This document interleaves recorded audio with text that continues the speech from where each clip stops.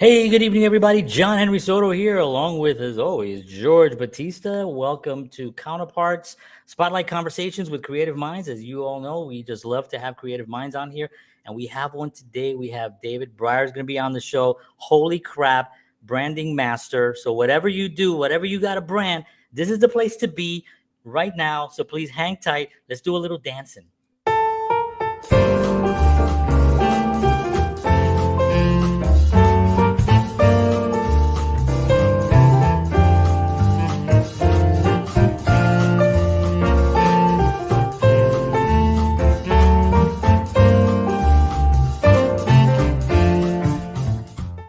All right. David Brier is going to be on the show, and we're really excited about this because, I'm in social media. It's what I do. I do a lot of branding. I'm trying to this is my hat, this thing. This is all part of like my thing. Of course, George, you've known me a long time, so I've been pretty much this for a long time, but yeah. We're Same very size excited. too. Yeah. Thanks. So we're really excited to really dive in. So before that, I know, George, you got some love to give to our sponsor, and then a little bit about David, and then we're going to rock and roll. Yes, sir. Thank you very much. Welcome to Counterparts. All right. So the Counterparts show is brought to you by Wellness Resources, a family-owned and operated nutritional supplement company providing the highest quality, clinically formulated supplements since 1985. Find out why Wellness Resources supplements are the top choice of health-conscious individuals around the world. Go to myvitaminresource.com. And if you enter the promo code Counterparts, you will get free shipping on any size order. So don't forget. All right. So let's talk about our exciting guest today. We have on Mr. David Brier. Now, David Brier is an internationally recognized brand identity expert, veteran designer, author, speaker, and Fast Company expert blogger. David has worked with such companies as Revlon, Estee Lauder, Jim Henson's Associates, Rolling Stone Magazine, and the Trump Organization, as well as numerous local and regional companies, earning David over 328 international and national industry awards. He's also been written about in publications such as Forbes.com, Inc., Fortune Small Business, and the Huffington Post, just to name a few. He is also the author of the best-selling book titled Brand Intervention, 33 Steps to Transform the Brand that you have into the brand that you need. And this is going to be a masterclass on branding. So without further ado, let's bring him up. Ladies and gentlemen, Mr. David Brier. Woo! Yes. All right. Hey. Good to be here.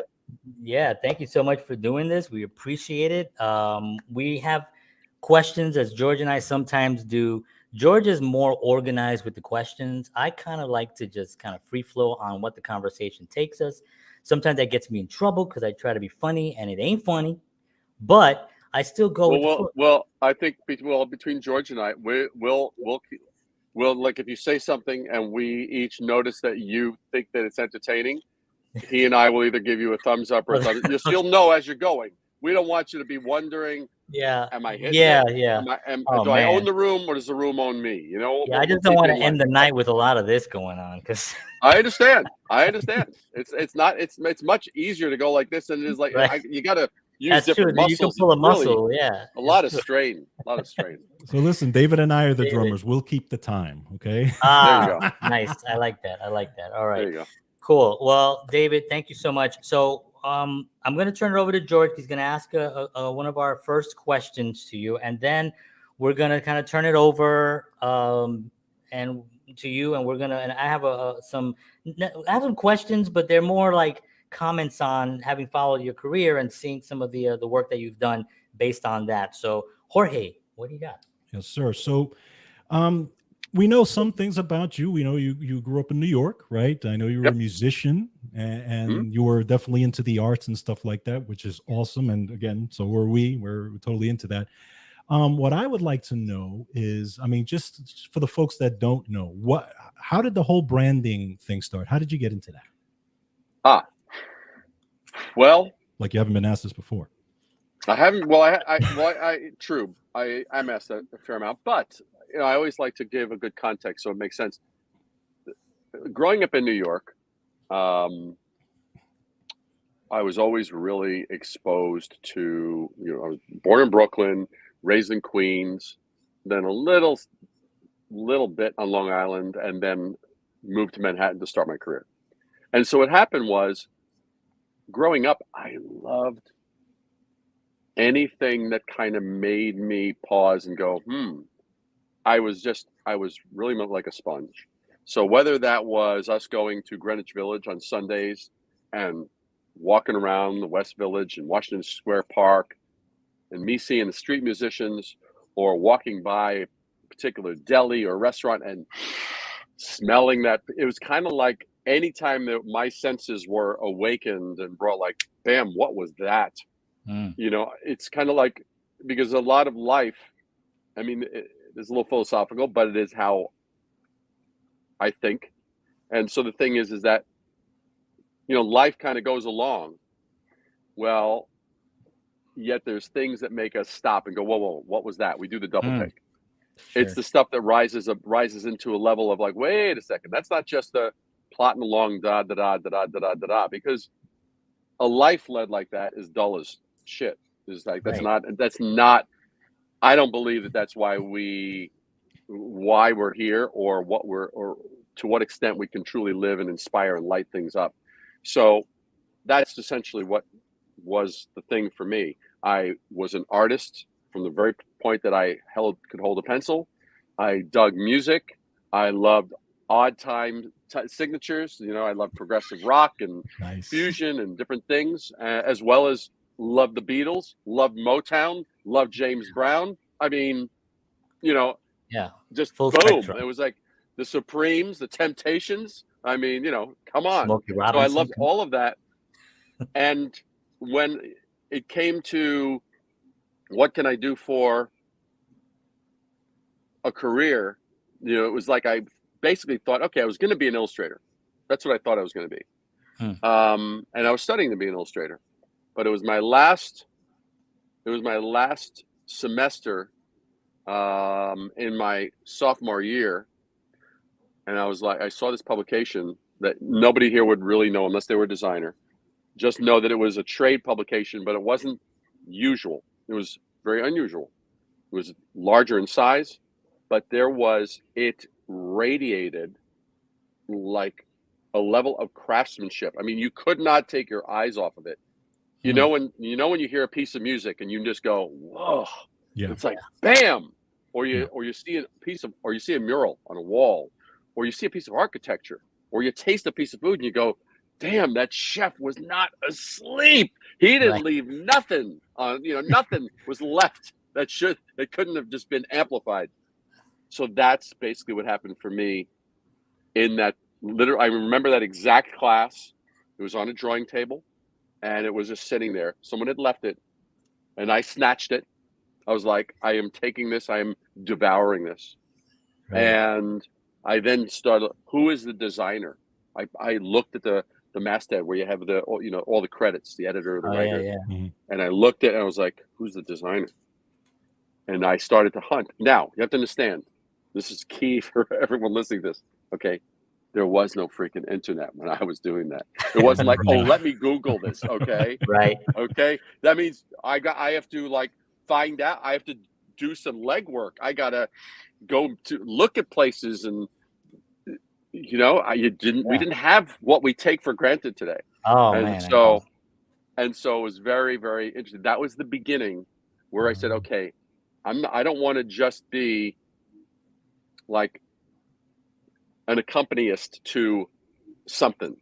I want to actually make sure the entire thing comes out right. Right. It's kind of like when Phil Collins went from being the drummer and occasional backup singer on Genesis when Peter Gabriel was in the singing role and major songwriting role, lyric role, and he left. Now it was like, oh shit, Phil could fill those shoes, and then he obviously had a very big impact on where they went musically. Right. And so to that extent, that's a long answer, but it gives you a bit of a snapshot of how that came to be. No, I love that. And there's so many different expressions in that industry. It's when especially in New York City, you even before the internet. You can walk down Broadway or anywhere, and there's just so much illustration and creativity and things like that. For something to really grab you, that was just kind of lying on the fate. You call it whatever you want. You created it. You pulled it in. You whatever we want to say that it is. But what would you say to someone? Because people miss things like that. That's what aggravates me sometimes. Like I'll be listening to a piece of music and then somebody starts talking to me. Wife. Yeah, I don't want to say that, but I'm like, or even this, where you're watching a movie and there's a scene that's like you've seen the movie already, but you know that this is like the scene. Yeah. And they get up to go to the bathroom. Right. I get crazy with that. It's like I feel like people sometimes miss that. Is there some way that people can amplify their senses in order to really not miss the moments that are really going to build their future? Well, I can only speak from my experience, and I'll answer you with this.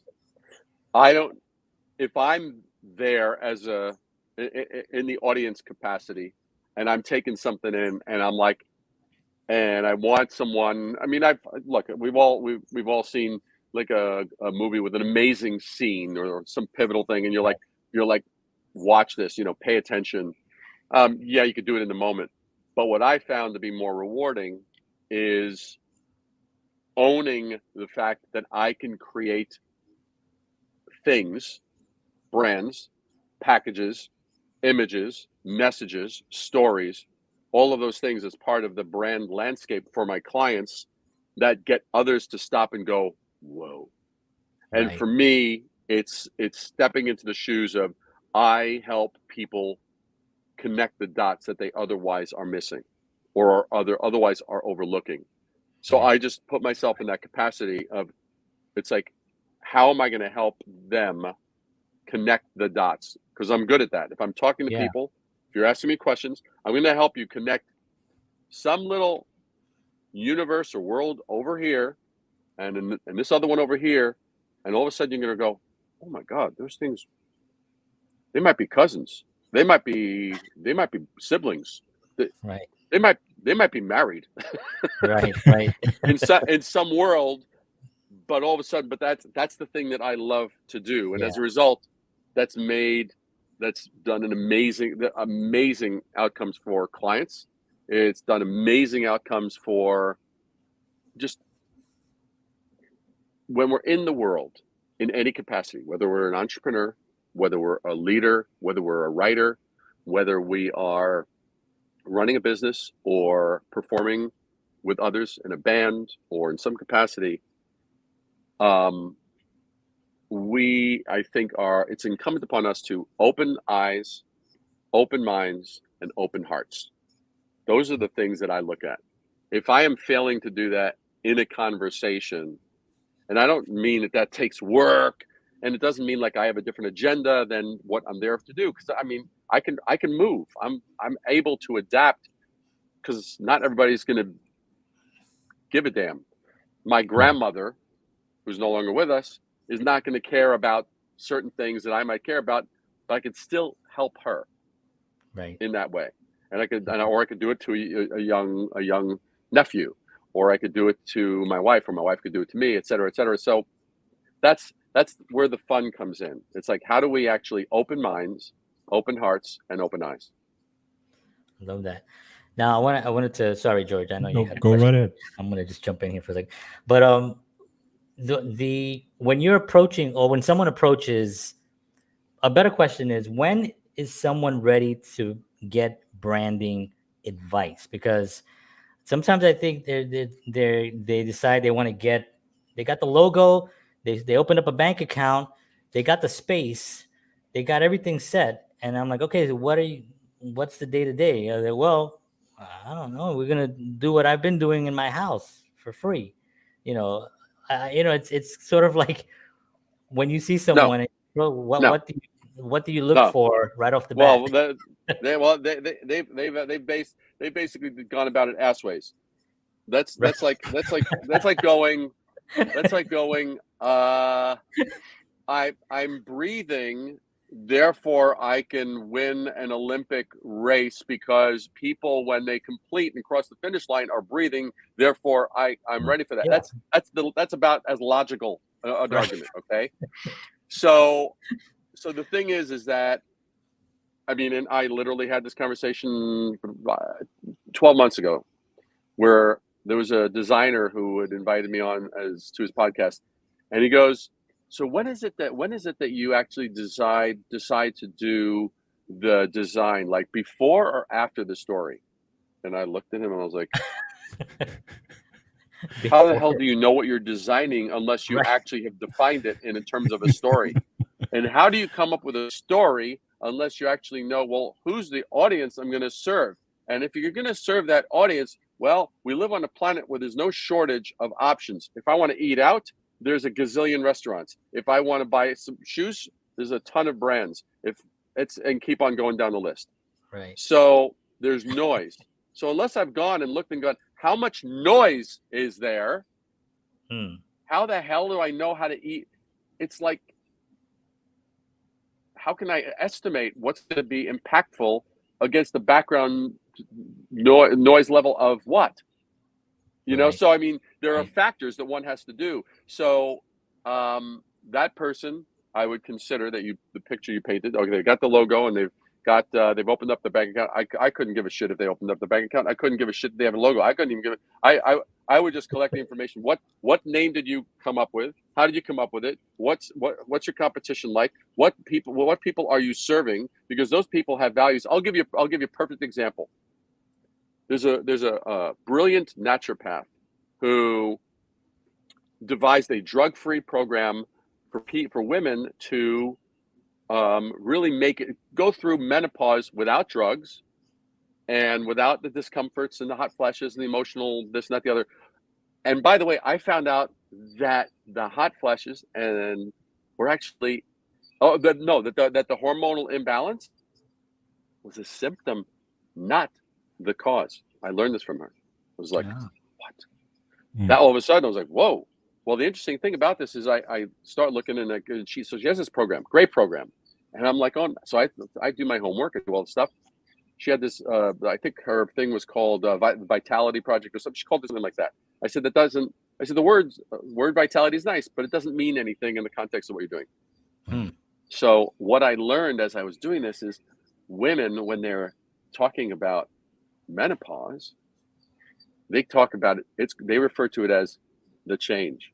You're going through the change. I didn't know that. Right. I learned that as I was going through it. I was like, oh shit. So they have their own code, right? They have their own slang. Right. Hey, you going through the change? Shit, I'm going through the change. What else you want to know, right? It's like, and so what happens is I come up with, I developed this, and this is because I looked. She had a good program. Nothing else was in place. So came up with the name of it, came up with the slogan of it. The new name was Outshine the Change. And the slogan is screw menopause naturally. And every woman that hears Outshine the Change instantly knows what they're talking about. A guy would go, oh, Outshine the Change. Okay, whatever. He wouldn't know what the hell you're talking about. But that, because I knew that audience and I looked at the amount of noise. There were all these menopause solutions, but Outshine the Change, bang, that had a vibe and a feel, distinction, and screw menopause. Naturally, every woman that reads that laughed their ass off for like 5 minutes, and then was ready to they were right in the palm of your hand. So it's kind of like knowing, you got to know where to start. Right. You got to know if you haven't. And don't be fooled. Don't be fooled by the wonderful, intoxicating dopamine hit you get from, oh, I got this great, blah, blah, blah, blah, blah. It's like, hey, it's great to be excited, but now let's bring it back and go, okay, is this going to like freaking crush it?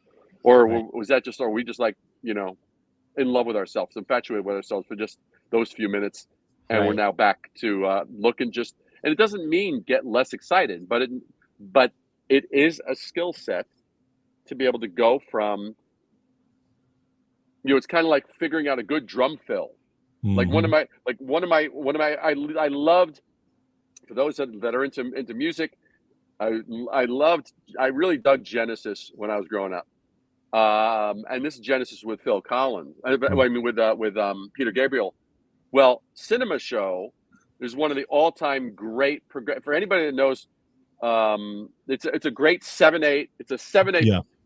It's like about a 7-minute instrumental thing that just goes all over the place, and it's amazing. And I happened to see it was the first tour after Peter Gabriel left. Phil Collins was lead singer. Steve Hackett was still the guitarist. Oh wow! But Bill Bruford was the drummer. Nice. So the two of them. So because the thing is because Bill is a right-handed drummer. Yeah. Well, Phil is a left-handed drummer, but he plays with an open set. Right. And so it didn't. It's like it was kind of, anyway. So when you had these fills, it was like choreography, like anyway, it was just freaking off the charts, amazing. And I learned recently that Bruford was only on that tour for 6 months, and then that was it. It was not as long. It wasn't a love affair that they had, but I happened to catch it in New York City at Beacon Theater. Amazing. Wow. Nice. Wow. Holy cow. So. You think about that name, the outshine the change. Yeah, outshine the change. That really does impinge. I think for a guy, they would just think it's like a Soundgarden song. That's right. So right. But I'm curious for when you got started. I mean, how do you approach a company, especially in the beginning when you just started this thing? I mean, how do you get the balls to approach somebody? And did you hear like a lot of "get out of my face, I don't want to," and how did you deal with that? I would say it was completely blind and numb naivety over not knowing what was not possible. Wow, nice. I swear to God. Nice. I seriously, it was like, that would be awesome. Let me call up so-and-so. And I would go to School of Visual Arts on 23rd off of Lex, and they had placement office, and they had the place where their jobs were listed. And there was the full-time gig side, and there was the part-time freelance. And I was always interested in the part-time freelance. The idea I was not interested in being showing up in a cubicle and being. There were no cultures that I saw that I was like, whoa, that lights me up. So I was like, I was more of just too much of a, needed to go by my own, what I saw was possible. And so I just was like, oh, okay. And then occasionally there might be a little thing, and I'd reach out to someone. And again, times were different. The idea of an art director at Revlon or Estee Lauder or Rolling Stone being able to get through past their secretary to that person, you're one step away. Now I think we're probably a few more steps away. People would rather you text them, maybe do a soft introduction, kind of warm them up, give yourself some social proof, and so then they get to see and they go, oh, he's done so-and-so for so-and-so. Oh, okay. And so like you got to kind of, I think you have to a little bit more of a proving period now. And so I think it was honestly just because I did not have in my family, there wasn't a mentor. Okay. There wasn't like, oh, this family member is a remarkably successful entrepreneur or business person. And the only person in my family that was very, very, very financially successful in his 30s was psychotic, was insane, in a very mean, dominating and domineering way. So not a great example. It's like that was an example of, okay, monetary wealth, but spiritual and emotional and mental chaos. Right. Right. Which kind of takes away from the wealth. I mean, kind of sucks the wind. Sucks the wind from wind. The rug just going. Whoop. Yeah. So I want to, communication is a big thing that we talk about here on this show, and communicating a brand is always one of the most challenging things for anyone, especially to hone it in, because you're kind of might have a piece of something, like what you said, they get excited. Like George and I get excited. We're like, hey, Steve Smith was on, but then we kind of like said like, okay, what does that mean? All right, let's see what, we have to come back again, kind of figure things out and make sure that we're serving an audience with a purpose, rather than just trying to do whatever we want to do, or and coming back again. So the communication part, what's one of the biggest communication hacks that you can give to like someone has a brand and is having really difficulties kind of getting it seen? Because social media is so noisy. To get seen on social media these days, it's you gotta do something really crazy, and be a little psychotic sometimes, which unfortunately it sucks. Yeah. All right. So I'm gonna dissect a few bits and pieces of what you just asked. So how does a person who has a brand actually like get seen, get heard, da da da da da da da. So the bottom line is there's a few layers to this. One is everybody has a brand, even if they're doing nothing. That doing nothing is part of their brand.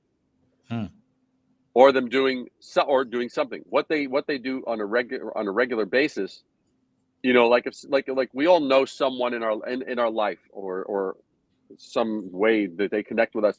That's kind of, let's say they're always nice. They always say, hey John, hey George, and they look you in the eye and they're nice, and whenever you run into this person, you're like, it's nice to run into that person. That's part of that person's brand. That's on a personal basis. Now, at the same time, there are those who have a brand, quote unquote, for those that are just listening to this, big freaking air quotes, big, okay? Huge. Goliath, Empire State Building, air quotes, have a brand. So the thing is what determines having a brand? What? That they think that they came up with a name, that they think that they came up with a logo, they think they came with. I would challenge them to say, first, I mean, I would be able to annihilate in seconds. The likelihood is that they probably don't have a brand. They probably have some components that they think equate to a brand. Right. But here's the problem. Too many individuals, whether they be entrepreneurs or creators of any sort, anybody producing anything, the bottom line is that if you cannot lose sight of yourself as the point of emanation when it comes to being a brand.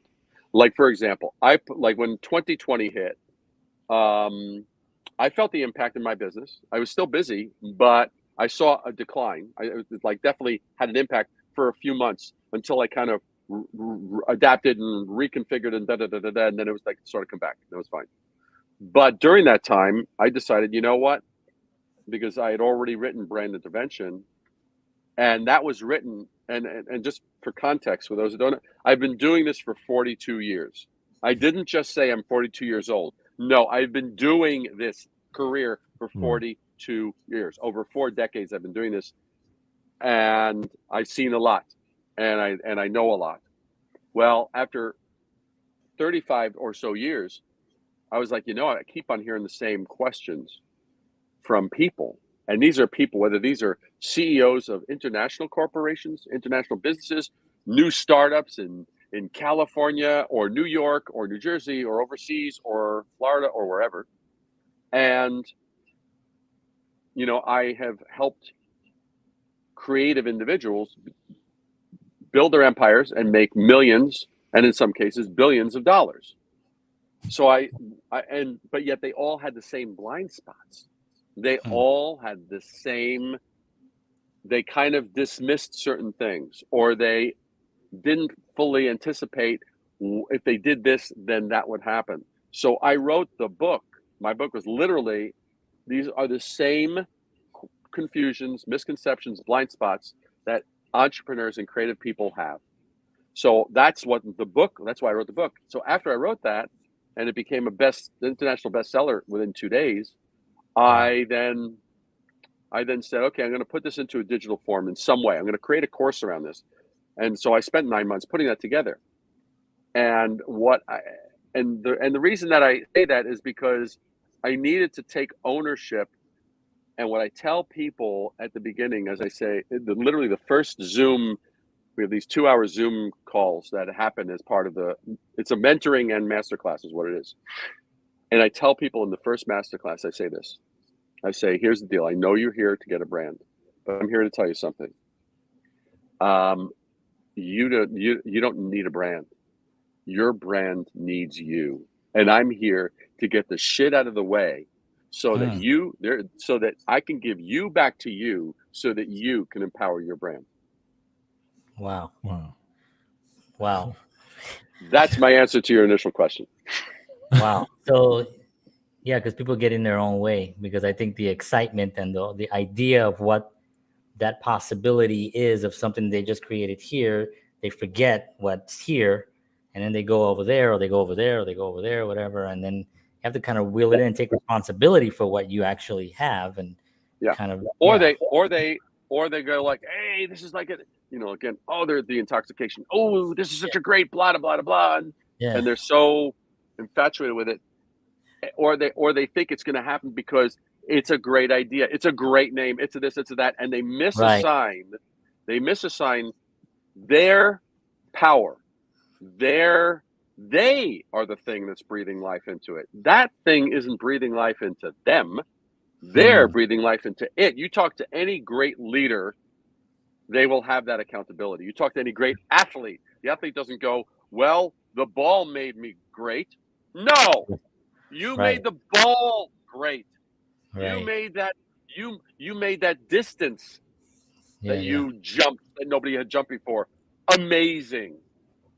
You made the opposing forces remarkable. Muhammad Ali, oh my God, right? Turned fighting into art. Right. I mean, so, and even just listening to his brilliance of words and concepts. So that's the basic thing. I mean, anyway, feel free to just kind of go boom. But well, you mentioned Muhammad Ali, and he's somebody that like really spoke into existence what he was going to be and what he was going to do before. Absolutely. And did it joyously, man. And loved it every second. People loved just listening to him because he lit it up. He didn't come half baked, and too many people are showing up half baked, and it's half baked, or they're going on autopilot, or they're half-assing shit and going, how come I'm not getting more recognition? Because you didn't freaking show up. Right. Look, you dick. You didn't show up. You needed to show up. They come in half baked like Cheech and Chong, there you go. Exactly. Hey, they were half baked. They were really baked.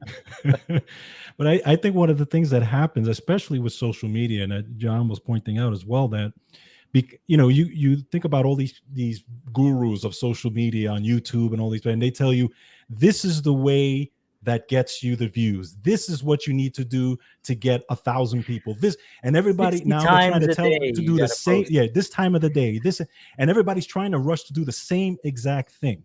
Where your thing is differentiation, right? Do something that stands you out from that thing. It's so counterintuitive when you think about it, how what people are actually saying or what the trends are, right? And how do you deal with trends when it comes to like businesses and stuff like that? It shows me I use when I see stuff like trends, it shows me one where everyone's attention is going, and then I ask the next question. Why? Why is that working? Why is that doing what it's doing? Because if we don't understand why something happens, we're a puppet. We are only as good as the latest hack that we've gotten from someone else. Right. If you want to lead a second-rate life, if you want to just be an also ran, and I'll give you a perfect example. There's someone that I know who's incredibly talented, and reached out and said, "Hey, man, you'd love for you to be on my podcast." And I was like, I think this person's really, really, really brilliantly talented. And I said, absolutely. You know, I want to help them out in any way that I can. It's great. Never follows up. Oh. And I see, and I notice the person doing all kinds of other things. That's called being a candy ass amateur. I am sorry. That's bullshit. Right. That's bullshit. You know, and look, you know, we all have it. You know, we all have our areas. You know, I mean, how many people are like, oh, well, I really want, you know, I want to lose weight, and then they don't do whatever, just they don't do the shit, right? Or you know, or I mean, they're like, there was one person who did my masterclass who capable, intelligent, but had the little disease, and I think it's impacted many potentially brilliant people. This little entitlement thing. It's like, damn, I'm not getting the recognition I should be getting, man. Oh, damn, I don't have more followers. Oh, that was like the best video I ever did. It's like it got 8 views, man. I'm really bummed. Right. It's like, well, what the hell did you do about to actually raise your? What have you done from an accountability standpoint to actually do it? I mean, there's there's a guy, Alex Hormozy. The guy's like very successful. He was a power lifter, and then he got into gyms and this and he and his anyway, super smart guy, capable guy, very successful. And he's basically had spoken to Grant Cardone and admired Grant, saw what Grant was doing and all kind of stuff.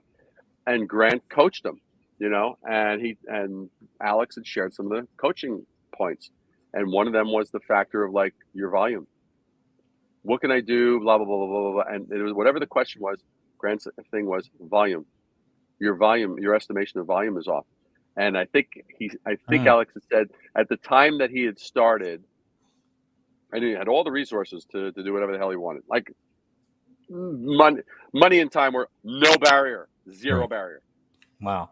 Like, so he was probably putting out maybe 8 to 10 pieces of social media a week. After he spoke to Grant, ramped it up. Now he gets out 80 pieces of content each and every week. And he has a team for Twitter. He has a team for YouTube, a team for Instagram, and he just set it up. It's like Grant was like, no, it's like, you might think it's quality and the quantity of output. Right. And you know, that's just like, what's the degree of hustle that people are willing to put in? Yeah. Very few are willing to put it in, you know? Right. And so anyway, there's your answer. Yeah. And I talk a lot about that with social media. I mean, I've been doing the social media since MySpace. When I first saw MySpace, 2004, I went to Washington, DC for a music conference, and some dude got up and he put up his phone and he was like, in 5 years, you're going to have every song you ever wanted on a device about this size. And I was like, get the hell out of here, you know, but I was blown away. He mentioned MySpace. I went home and I thought, and George and I have been in a band together and we recorded records and we had some radio success in New York. And so I came home and I said, we need to get on this internet thing with this MySpace thing. And we got to get on there, you know, and just continue you know, because I thought if you're in your house and you could tell somebody that you're performing at the bitter end, I mean, are you kidding me? You know, this is huge. So yeah, I've been doing that a long time. So I know that volume is a big thing, but let's talk about content also sometimes, because, you know, I'll see someone post like real estate agents. I was a real estate agent. I still am licensed in New Jersey. So I would do real estate. And I just did one recently online where I did a real estate training for some agents. Right. And I look at their social media pages and I see pictures of like 1,000 houses. And I'm like, bro, no one is going to give a crap that you have the 1,000 houses. And not just that, 2 or 3 agents had the same house. I was like looking, I'm like, what are you guys doing? So can you talk a little bit about that, about the content, you know, like how can you really have the art of being so different, getting that art down where you can actually create an impact where your content is going to look different than the guy next door, but it's the same product basically. Well, there's two things. One is that I always ask whenever I work with any client at all, I always say, tell me why I as a prospect should care. Right. Mm-hmm. Yeah. Straight out. Tell me. And it's always fascinating to listen to the answers. And when they're done with their answer, which can take 2 minutes, which can take 25 minutes, doesn't matter. Whatever it is, I then ask them, I say, I thank them, and then I say, so let me ask you something. Why do I know that if I went to like 10 of your competitors right now, I'd pretty much hear pretty much the same thing of what you just told me? That's at the point that the fog starts to lift. That they start to go, oh shit, I have a problem. Yes, you do have a problem. The problem is you sound like everybody else. Right. Doesn't matter. It doesn't matter that you are not like everyone else. And what you could be saying is more true than any of the competitors. But that's not, we're not at that point yet. So the thing is you sound like everyone else. If you sound like everyone else, and you smell like everyone else, you taste like everybody else, you feel like everybody else, you're everybody else. Right. You're not in a point. And if branding, for those that have not yet read if you haven't read my book, if you don't own my book, if you're still listening at this point, and you haven't, buy my freaking book, Brand Intervention, hardcover, right there. Buy the book, hardcover. Why hardcover? Because here's the thing: people are gonna see this in your room, on your desk, and they're gonna actually like touch it and probably mistakenly borrow it. Oops! Somehow it ended up in their possession. Well, when you claim it back, see, when you hit somebody with a paperback, they're like, his or her heart it's not in it. Nothing. But when you hit them with a hardcover, they're like, holy shit, they're serious. So that's why the hardcover is not for me; it's for you. But the thing about this is I cover in the book, branding is the art of differentiation. Branding is the logo, branding is the slogan, branding is the name. I mean, those are all supporting points. But it's kind of like, just like a note isn't a song, and a stroke of paint isn't a masterpiece. That one thing, an ingredient, one grain of salt is not a meal, right? A coffee bean is not that amazing espresso I make that I'm going to be making after we're done here, that I'm going to make for myself and my wife. I'm going to say, honey, that was an amazing conversation I had with these guys. It was awesome. It was cool. And we're going to have a celebratory freaking espresso. It's going to be incredible. So, so that's the thing. You need to understand. It's vital to understand that. And the worst thing is it's with those folks who are showing like a gazillion. I actually have quite a few clients in the financial space, and what's interesting is like, we manage 15 billion in assets. I said, I don't give a shit.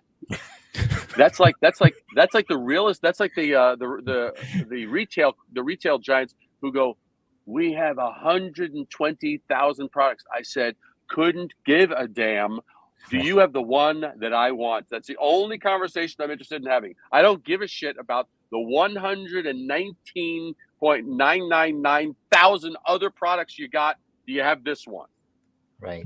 So they don't know. So people get confused. The idea of quantity somehow means quality in terms of options and that kind of stuff, and that's not the case. No. So that's basically how the thing rolls. Now, one thing I'm going to do, I'm seeing that my battery's getting a little low here. I'm going to actually, you guys are going to talk amongst yourselves in 7/8 time, by the way. 7/8 time. I want to have a 7/8 time signature conversation.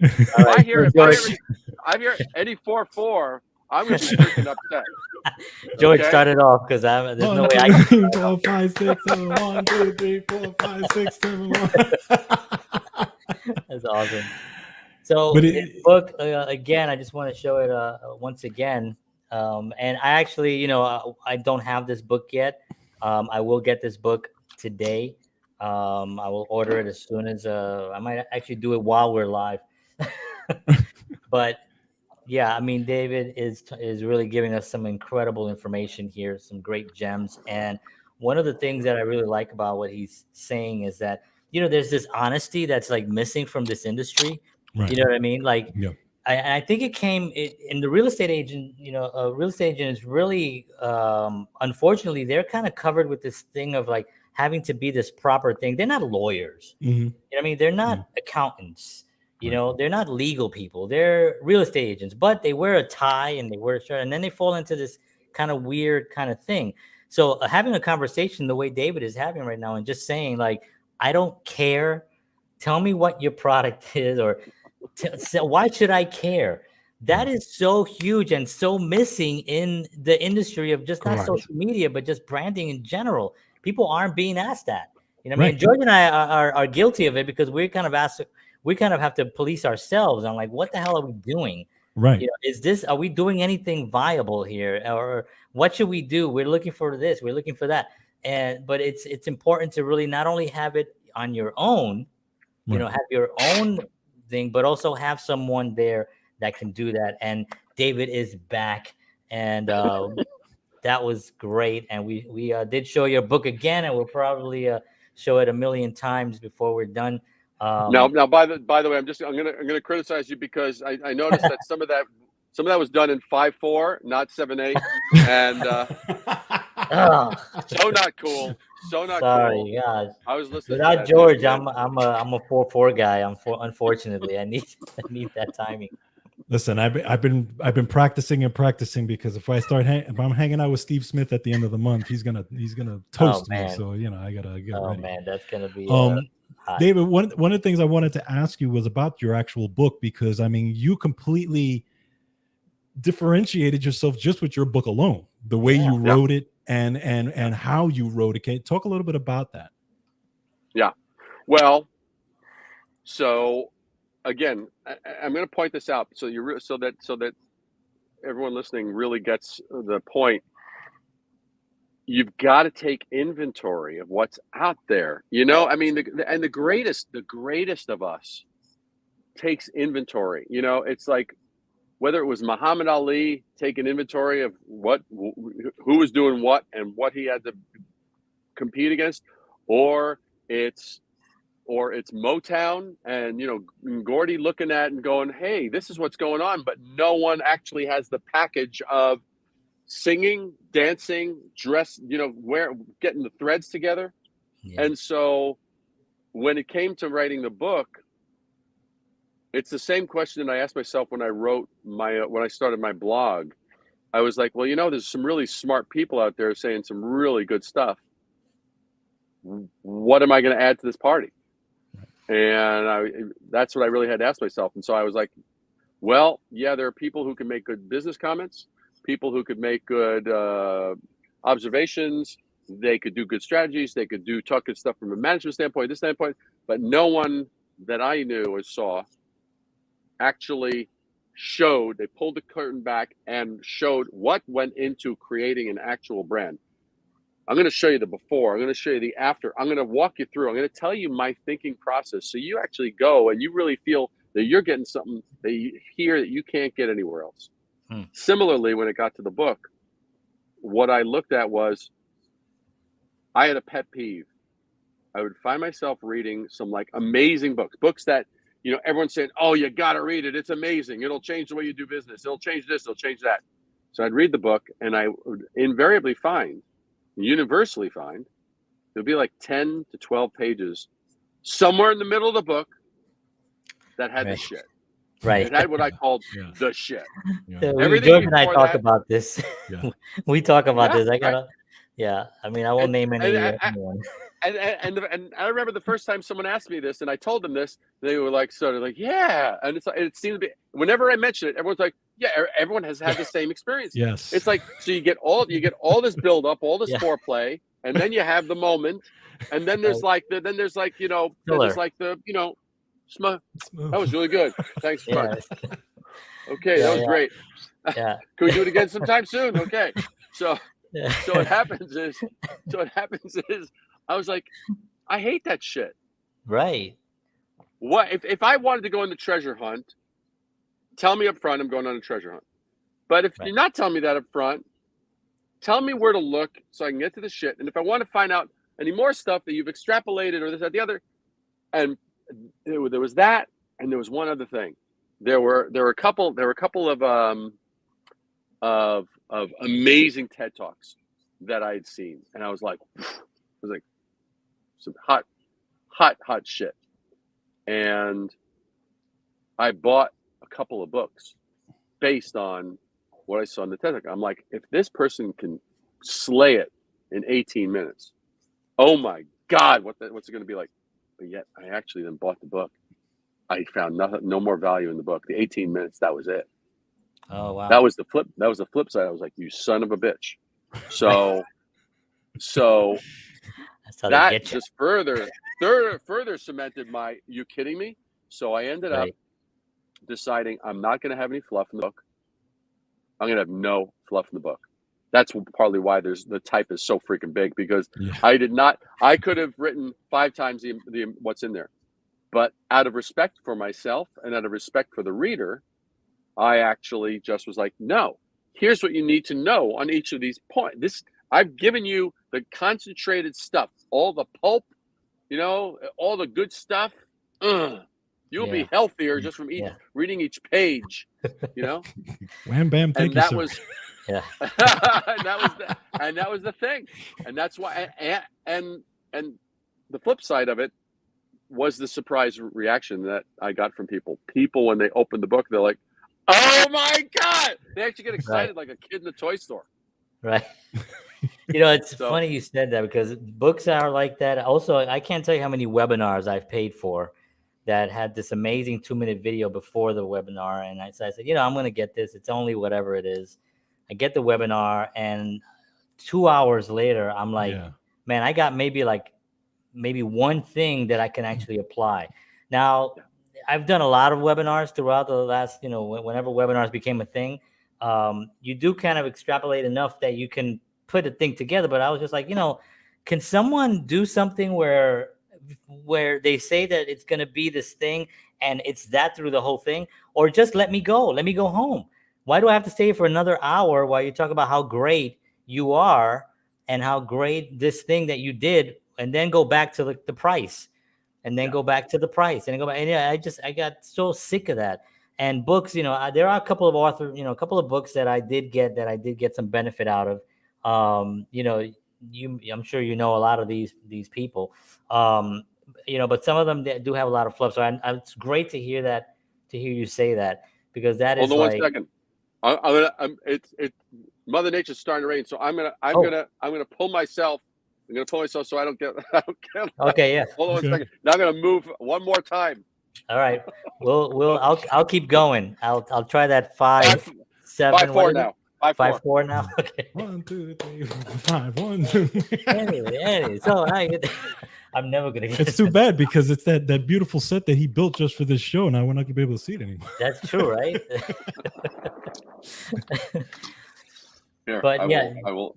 You keep going. I'm moving myself. Yeah. George, you and I have actually talked about this extensively, where we go to webinars, we go to different, we buy books, we get tapes in the old days, and you kind of get like, oh man, this only had one tape that was anything, and it was I could have learned. And the worst things is when that you could have actually, that this is free. It's somewhere free online. I could have gotten, this was all free. I've heard this already. I've done this myself. I actually know more than this person that's talking right now. Now, I want to be the idiot in the room. You know what I mean? I want to be the guy that leaves there blown away, not the guy that feels like I could have done that talk. Yeah. That's right. So been there, totally been there. Yeah. So I want to talk a little bit about Brent, the book, how it relates to someone starting out now. We've talked a lot about brands and people that have brands, and some people have billions of dollars, and there might be somebody sitting at home, especially after the last 2 years that we've had, with an idea of something that they want to actually create.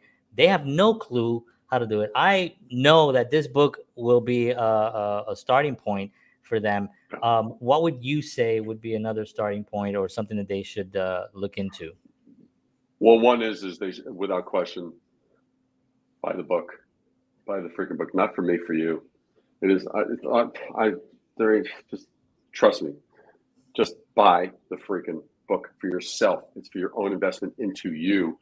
The greatest thing that you, the listener, needs is knowledge. The greatest thing that you can do to ramp up your skill set is getting better insight, better understanding. You need stuff that's not, you don't need cookie cutter templates. You don't need cookie cutter little, here's a color by number thing for success. Or anybody that says, look, you don't need to have talent, you don't need to have a pulse, you don't need to be alive, you don't need blood circulation, you don't need food, you don't need you need nothing. But here's the formula. Anytime anybody's telling you and you're going, this sounds too good to be real, yeah, it is. It is. And save yourself the angst that John and George have just been talking about, because you need information from a reliable and proven source that gives you. You don't need more of somebody else. You need more of you. If you get nothing else from this whole thing, just get that. You don't need more of someone else. You don't need to know how to do something like so-and-so. If you're not getting more of yourself as a result of books or information that you're getting, or if someone's mentoring you, if anybody ever convinces you of the notion that they know more about you than you do, that their opinion of you is more vital and more meaningful than your own opinion of you, show them the freaking door or kick them the hell out. That's bullshit. Okay. Yeah. So the thing is, it's like, you've got what it takes. It's going to take hustle. It's going to take work. It's going to take, diligent effort. It ain't going to be like, oh man, I wished upon a star. Get the hell over it. Just be willing to do the hard work. Right. Be willing to get in there. Just do it. And then just complement that willingness with knowledge. And then you can be more responsible. You can have better control, and you can then have better outcomes. You think that Michael Jordan didn't practice? You think that the best musicians didn't practice? You think that the best painters didn't look at what others were doing and going, wow, I love the way those colors were brought together. That was so gorgeously done. Yeah. Or brilliant entrepreneurs noticing, wow, so-and-so, they disrupted their industry brilliantly, right? Because you're either adding to the noise or you're rising above the noise. Those are your two options. There is no gray. Gray is bullshit. Right. And if you want a new business, there's a new business for you. Start the Gray is Bullshit t-shirt line right there. Gray is bullshit. That's it. There it is. That's it. Well, I mean, I don't know about you, George, but I feel like there has been a brand intervention, and we've actually we got to come clean. I do want to give a shout out to Christina, who says no fluff. I love it. That's exactly right. Thank you, Christina. And everyone else. David, it's been an hour. I feel like we just got smacked in the best way possible. But I really just want to thank you so much for this. And I feel bad showing the book because it blocks you. but yeah, I do have even when I go to the right or the left, I can't even get around. I know. Well, I have to come up with some other way of having it pop up. But thank you so much for doing this. This has been like a tremendous workshop for us. Yes, and absolutely. Moving forward, George and I are definitely going to get this book. And we normally get these books. We read them and then we come on sometime and we'll talk about the actual what we've learned from certain books that we've read. And George is a big reader. I'm a big reader. So this is our next task, and we will actually do probably a whole episode just on covering on this book. And we really want to thank you so much for doing this. Oh yeah, 100%. It's my pleasure. And the bottom line is the greatest thing that can be done here is get as many eyeballs to see this as possible so that they can get value. People are always amazed and surprised that I show up with as much passion and as much conviction, and I don't show up half-baked. I don't show up kind of like, I had a long day. It's like, if I had a long day, that was then, this is now. Who gives a damn? Right. It's like you showed up, I showed up. I want this to be, my goal is a simple one. I want you to have a brand new problem that you guys go, this was the freaking most amazing podcast we've ever done, and holy shit, how are we ever going to like even come close to that? I want that to be your new problem. Right. You go like, oh my god, he freaking like blowtorched the shit out of anything that if there were any molecules of averageness in the environment, they were blowtorched like freaking out of the galaxy, man. Oh man, well, it is a problem, George. I'm sorry, I booked them, but we are screwed. We got some new problems that we have to confront. That's right all right. now. I need his book for the back over here. So Yeah, I know. Definitely, we're gonna do that, and we're gonna definitely absorb everything that we've learned today. Get the book, everybody. Please go run out, get the book right here, risingabovethenoise.com, and follow David on all platforms.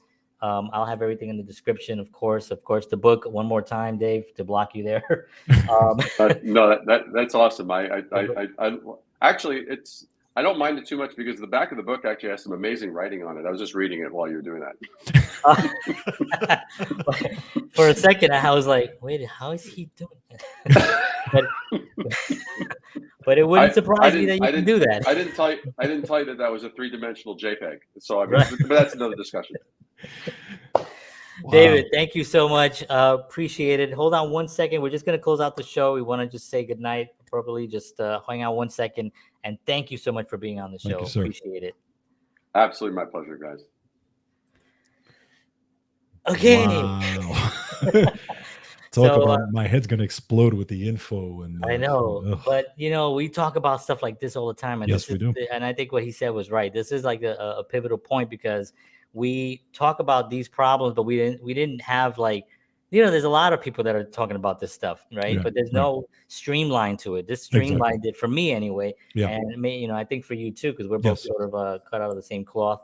But I think that this is something that we have to kind of have a whole conversation about, like we do, right? Exactly. But thank everybody for being on. We appreciate y'all. You guys are awesome. Thank you so much. We'll see you all again next week. Same time, 7 p.m. Central, 8 p.m. Eastern Standard Time. For Counterparts, George Batista, John Henry Soto, David Brier, thank you so much. And we'll see you all again next week. And as always,